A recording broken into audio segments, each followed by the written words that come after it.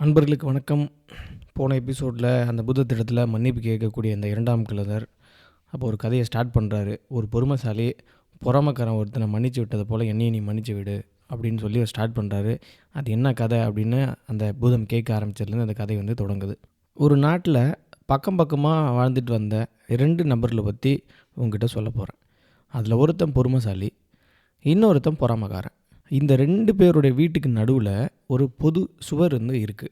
இந்த பொறாமக்காரன் பொறுமைசாலி செய்கிற எல்லா விஷயத்துலையும் பொறாமப்பட்டுகிட்டே இருந்தான். பொறுமைசாலியை எப்படியாவது தொந்தரவு பண்ணிக்கினே இருக்கணும் அப்படின்னு பொறாமை பிடிச்சவனுடைய மனசு துடிச்சிக்கிட்டே இருந்தது. இந்த பொறாமை தீய இருக்குல்ல, அது மனசுக்குள்ளே வளர வளர அவனால் சரியாக சாப்பிடவோ நிம்மதியாக தூங்கவோ முடியாமல் போனான். ஆனால் பொறுமைசாலி எதையுமே கண்டுக்காமல் அவனோட விஷயங்களை ஒழுங்காக செஞ்சுக்கிட்டு நிம்மதியாக இருந்தான்.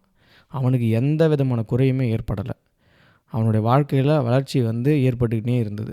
கடைசியில் தன்னுடைய பக்கத்து வீட்டுக்காரனுடைய பொறாமை கண் தன் மேலே விழுந்திருக்கிறத அந்த பொறுமைசாலி உணர்ந்துக்கிட்டு, கடவுளின் சாட்சியாக பக்கத்து வீட்டுக்காரனுடைய நலனுக்காக இந்த உலக வாழ்வின் பற்றிலிருந்து நான் விடுபட்டு வாழ போகிறேன் அப்படின்னு சொல்லி இந்த ஊரை காலி பண்ணி வேறு ஊருக்கு போய் வாழ தொடங்கிட்டான். புதுசாக குடியேறின ஊரில் ஒரு கிணத்து பாசன வசதி இருக்கிற ஒரு நிலத்தை கொஞ்சம் வாங்கி அங்கேயே ஒரு குடில் அமைச்சு இறைவனை எப்போவுமே தியானித்து அவன் நிம்மதியாக அங்கே வாழ ஆரம்பித்தான். இந்த பொறுமைசாலியுடைய புகழ் சாதாரண பாமர மக்கள்கிட்ட ரொம்ப ஃபேமஸாக பரவ தொடங்குச்சு. அப்போ அந்த பொறுமைசாலியை ஒரு துறவியாக எண்ணி நாலா பக்கம் இருந்து மக்கள் வர ஆரம்பித்தாங்க. சீக்கிரமாகவே பொறாமக்காரனுடைய காதலையும் இந்த தகவல் விழுந்தது. ஊரில் இருக்க முக்கிய பிரமுகர்லாம் அந்த புதிய துறவியுடைய பார்வைக்காக தவமாக காத்துக்கிட்டதை பற்றி பொறாமக்காரன் கேள்விப்பட்டான். பொறாமக்காரனும் தன்னுடைய பழைய பக்கத்து வீட்டுக்காரன் எப்படி இருக்கான், அவனுடைய புதிய நிலையை பார்க்கணும் அப்படின்னு ஆசைப்பட்டு அந்த புது ஊருக்கு அவன் போனான். தன்னுடைய பழைய பக்கத்து வீட்டுக்காரனை பார்த்ததும் அவனை சந்தோஷமாக வரவேற்று பழையபடிக்க குறையில்லாத நட்பு பாராட்டி அவனுக்கு என்ன மரியாதை செய்யணுமோ அந்த மரியாதை அந்த துறவி செய்கிறார். அதை பார்த்த பொறாமக்காரன், நான் உன்னை பார்க்க வந்திருக்கான காரணத்தை சொல்ல ஆசைப்படுறேன். நாம் இந்த குடியில் தாண்டி பேசிக்கிட்டே போவோம், போகிற வழியில் என் மனசில் இருக்கிறத சொல்கிறேன் அப்படின்னு சொல்லி பொறுமைசாலியினுடைய 2 கையிலையும் பற்றிக்கிட்டு நடக்க ஆரம்பித்தான் பொறாமக்காரன். அந்த குடியில் இருந்த இடத்தினுடைய எல்லைக்கே 2 பேரும் பேசிக்கிட்டே வந்துட்டாங்க. அங்கே வந்ததும், நண்பரே, உங்களோட வந்திருக்கக்கூடிய சீடர்களை அவங்கவுங்க இருப்பிடத்திற்கு திரும்பி போகுமாறு சொல்லிடுங்க. அப்போதுதான் என் மனசில் இருக்கிறத யாரும் கேட்டுடாதபடிக்கு என்னால் ரகசியத்தை சொல்ல முடியும் அப்படின்னு சொன்னான் அந்த பொறாமக்காரன். கலைந்து போங்க அப்படின்னு அந்த துறவி சொன்னதும் அவரோட இருந்த சீடர்கள் எல்லாம் கூட்டமாக கலைஞ்சு போயிட்டாங்க. அப்போது பொறாமக்காரன், நான் சொல்ல போகிறது என்னென்னா அப்படின்னு ஏதோ ரொம்ப முக்கியமான விஷயத்தை ஆரம்பிக்கிற மாதிரி ஆரம்பித்து பொறுமைசாலியை தந்திரமாக அங்கே இருக்கக்கூடிய கிணற்றினுடைய விளிம்பு வரைக்கும் கூட்டிகிட்டு போனான். அக்கம் பக்கம் சுற்றி பார்த்தான், யாரும் இல்லை அப்படின்னு தெரிஞ்சதும் அந்த துறவியை கிணத்துக்குள்ளே தள்ளிவிட்டான். துறவியை கொன்னுட்டோம் அப்படின்ற நினைப்பில் அந்த குடிலை விட்டு போயிட்டான். ஆனால் பொறுமைசாலி விழுந்த அந்த கிணத்துல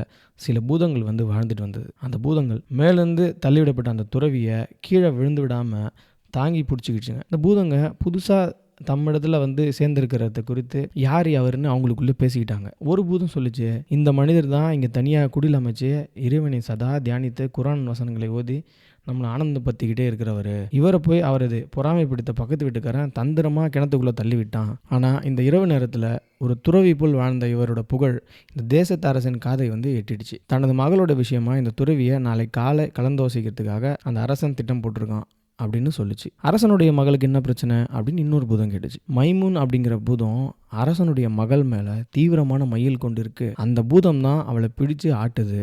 பூதத்தை விரட்டுறதுக்கு இந்த துறவிக்கு வழி தெரிஞ்சா ராஜனுடைய மகளுக்கு சுகம் கிடைக்கும் அப்படின்னு சொல்லி இன்னொரு பூதம் சொல்லுது. என்ன மாதிரி சிகிச்சை அப்படின்னு இன்னொரு பூதம் கேட்குது. இந்த துறவியினுடைய குடிசையில் இருக்கிற கருப்பு பூனையோட வாலில் சிறு காசளவுக்கு வெள்ளை திட்டுக்களான ரோமங்கள் இருக்கும். அந்த ரோமக்கட்டிலிருந்து 7 ரோமங்களை பிடுங்கி பொசுக்கி இளவரசியை நுகர செய்தா இளவரசியை பிடிச்சிருக்கிற அந்த பேயானது பயந்து ஓடி போயிடும்.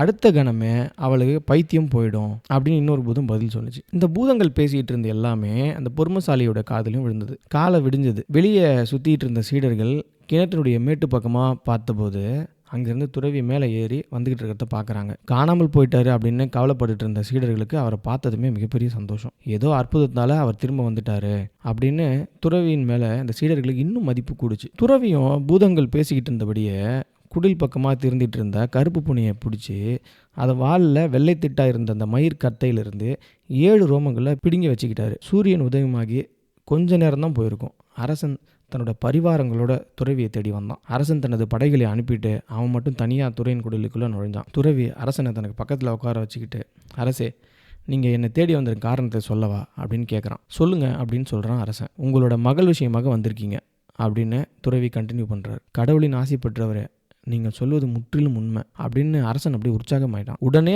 இளவரசியை அழைச்சி வர ஏற்பாடு செய்யுங்க. இறைவன் விரும்பினால் அவள் இப்போதே சுகமாக கூடும் அப்படின்னு துறவி சொல்கிறார். அரசன் தன்னுடைய மகளை கூட்டிகிட்டு வரதுக்காக ஏற்பாடு செய்கிறார். ஸோ கூட்டிகிட்டு வந்ததுக்கு பிறகு அவளுக்கு அந்த பேய் பிடிச்சது சரியாகுதா, இந்த கதை எங்கே போகுது அப்படிங்கிறத நம்ம அடுத்த எபிசோடில் பார்க்கலாம்.